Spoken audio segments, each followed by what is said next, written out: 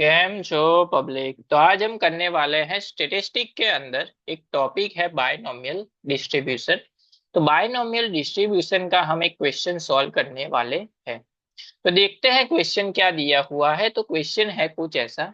N unbiased coin is tossed for the 6 times, then find the probabilities of getting. First question है 5 heads आएंगे, उसकी probability क्या होगी। And second question है कि एट मोस्ट 3 हेड्स आएंगे, उसकी प्रोबेबिलिटी क्या होगी, वो यहाँ पे हमको फाइंड आउट करना है। एंड यहाँ पे हमको यूज करना है बायनोमियल डिस्ट्रीब्यूशन। तो सबसे पहले तो बायनोमियल डिस्ट्रीब्यूशन की फॉर्मूला पता होनी चाहिए।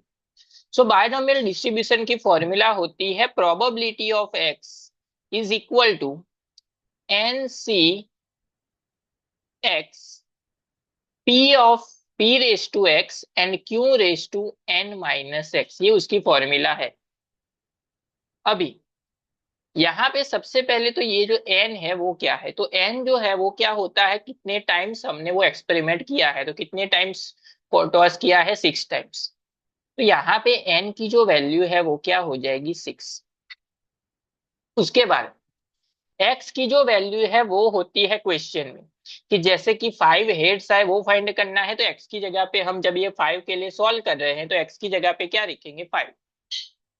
उसके बाद आता है पी क्या है एंड क्यू क्या है।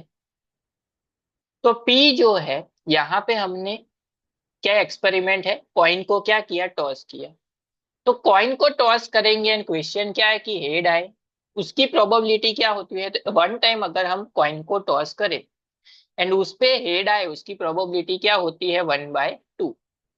एंड क्यू जो है उसकी फॉर्मूला होती है 1 - p, यानी कि 1 - 1/2। तो उसका भी आंसर क्या हो जाएगा, 1/2। तो p की वैल्यू मिल गई 1/2, क्यू की भी वैल्यू क्या मिल गई, 1/2। तो सभी वैल्यू मिल गई। अभी क्वेश्चन में जाते हैं। फर्स्ट क्वेश्चन क्या दिया हुआ है कि 5 हेड जो है वो आने चाहिए। तो एक्स की जगह पे हम क्या पुट कर देंगे, 5, बाकी सभी वैल्यूज तो है ही। So probability of 5 is equal to N, N की जगह पे क्या आ जाएगा, 6। सी, एक्स की जगह पे क्या आ जाएगा, 5। पी की जगह पे आ जाएगा 1/2। एक्स की जगह पे क्या है, 5। एंड 1/2 रेस टू 6 - 5, यानी कि वो हो जाएगा 1। सिंप्लीफाई कर देते हैं, किसी का भी सी अगर 1 कम है तो उसका आंसर वापस वही मिलता है। यहाँ पे आपको एन सी आर की फॉर्मूला पता होनी चाहिए, N factorial upon R factorial into N minus R factorial, ये उसकी फॉर्मूला है। जहाँ पे एन की जगह पे है 6 एंड आर की जगह पे है 5। तो इसको आप सिंप्लीफाई करोगे, ये चीज याद रखनी है कि 1 कम है, यहाँ पे 6 है, उससे 1 कम वैल्यू यहाँ पे है, तो उसका आंसर हमको क्या मिलेगा, 6 मिलेगा। तो इसको हम ऐसा लिख सकते हैं 1/2 रेस टू 5 इंटू 1/2। तो ये हो जाएगा 6/2 रेस टू 6। 2 रेस टू 6 जो है वो क्या होता है, 64। तो ये हो जाएगा 6/64। 2 से डिवाइड करेंगे दोनों को, तो ये हो जाएगा 3। इस 64 को 2 से डिवाइड करेंगे तो मिलेगा 32। तो ये हो गई प्रोबेबिलिटी जब कॉइन को 6 टाइम टॉस करेंगे एंड उसमें 5 टाइम्स हेड आएगा, उसकी प्रोबेबिलिटी हो जाएगी 3/32। सिंपल है। उसके बाद सेकंड क्वेश्चन क्या है। सेकंड क्वेश्चन में दिया गया है कि एटमोस्ट 3 हेड। एटमोस्ट का मतलब क्या होता है कि ज्यादा से ज्यादा 3 बार हेड आने चाहिए, 3 से कम बार आए तो भी चलता है। तो यहाँ पे या तो 0 आ सकते हैं हेड, या तो 1 आ सकता है, या फिर 2, या फिर 3 इट्स पॉसिबल हो सकते हैं। तो यहाँ पे टोटल 4 प्रोबेबिलिटी फाइंड करनी है, उन सभी का सम, यानी कि probability of 0 plus probability of 1 plus probability of 2 plus probability of 3। सभी चीजें यहाँ पे फाइंड आउट करनी है। सबसे पहले एक्स की जगह पे 0 रखेंगे, उसके बाद 1, उसके बाद 2, उसके बाद 3। चलिए सबसे पहले प्रोबेबिलिटी ऑफ 0 फाइंड कर लेते हैं।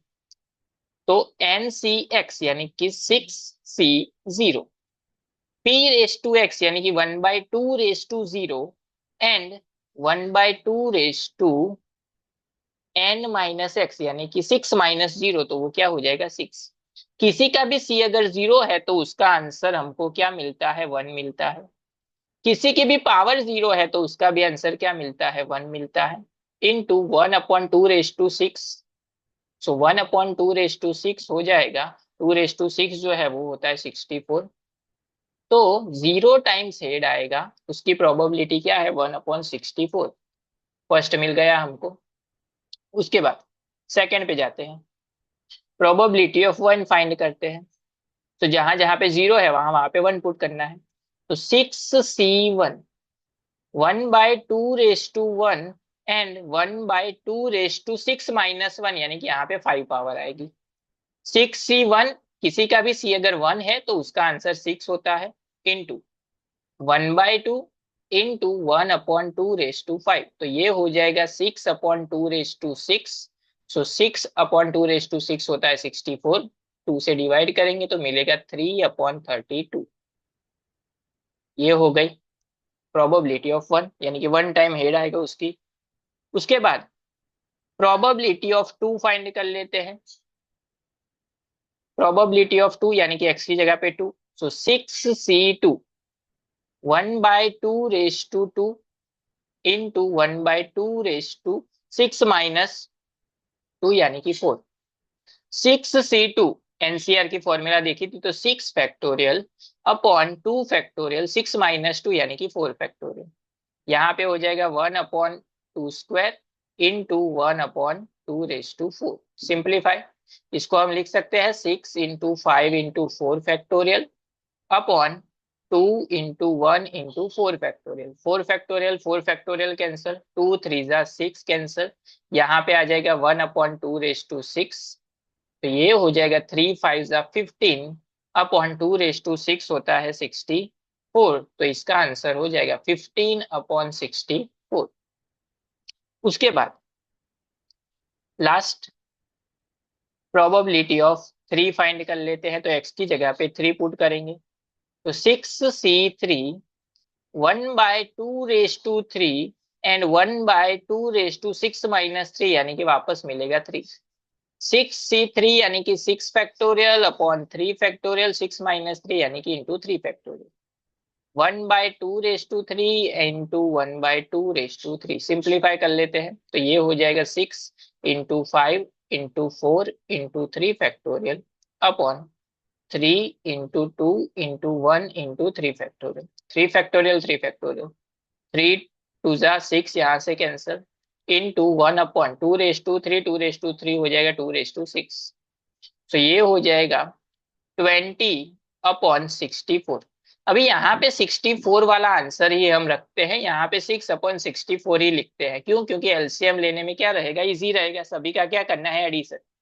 सो प्रोबेबिलिटी ऑफ 0 वो क्या मिला था, 1/64, प्लस प्रोबेबिलिटी ऑफ 1 क्या मिला, 6/64, प्लस प्रोबेबिलिटी ऑफ 2 क्या मिला, 15/64, प्लस प्रोबेबिलिटी ऑफ 3 मिला 20/64। एलसीएम क्या हो जाएगा 64, यानी कि इन सबका क्या हो जाएगा एडिशन, 1 + 6 + 15 + 20, यानी कि सम हो जाएगा 42। दोनों को 2 से डिवाइड करेंगे तो 21/32, यानी कि आंसर हो जाएगा 21/32।